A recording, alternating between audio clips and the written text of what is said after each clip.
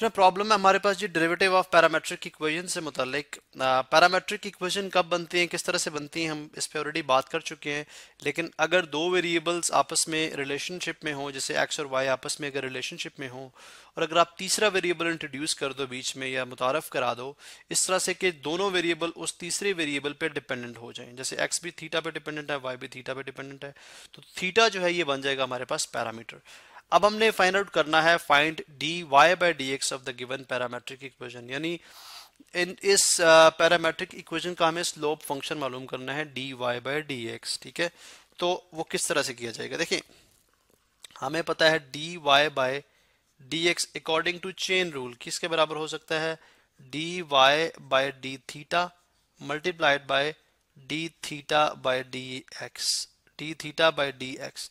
तो d theta से cancel out हो सकता है, यहां से देखें तो d y by d x आ जाएगा। अब देखें यहाँ पे चूंकि डिपेंडेंट वेरिएबल जो है एक्स है, इंडिपेंडेंट थीटा है, तो इसको आप डिफरेंशिएट करेंगे विद रिस्पेक्ट टू थीटा, इसको भी करेंगे विद रिस्पेक्ट टू थीटा। यहाँ से आएगा D x by d theta, लेकिन हमें क्या चाहिए D theta by d x, हम उसको रेसिप्रोकेट कर लेंगे, नहीं उलट कर लेंगे। ठीक है, न्यूमरेटर डिनोमिनेटर पे और डिनोमिनेटर न्यूमरेटर पे। इस तरह से यहाँ पे d y by d theta, तो वो हमें d y by d theta चाहिए।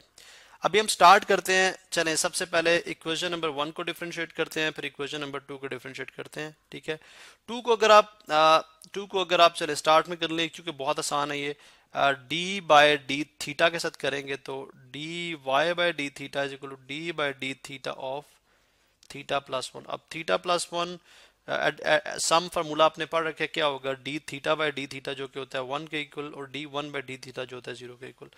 इसका मतलब है d y by d theta जो है वो किसके बराबर आ जाएगा हमारे पास, वो आ जाएगा 1 के इक्वल। ये तो आ गया 1 के बराबर। ठीक है, अच्छा अब रह गया हमारे पास d x by d theta, for d x by d theta for x is equal to theta plus 1 by theta d by d theta, इसको डिफ्रेंशिएट करेंगे with respect to theta d by d theta, और इसको भी करेंगे with respect to यानी d by d theta.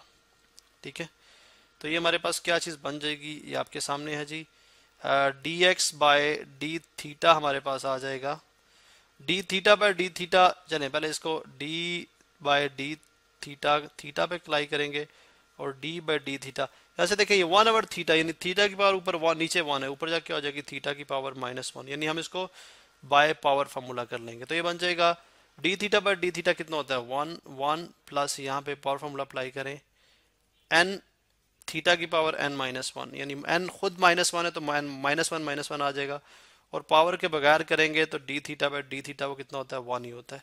तो लिहाजा ये हमारे पास आ जाएगा 1 plus into minus minus 1 -1 theta की पावर -2।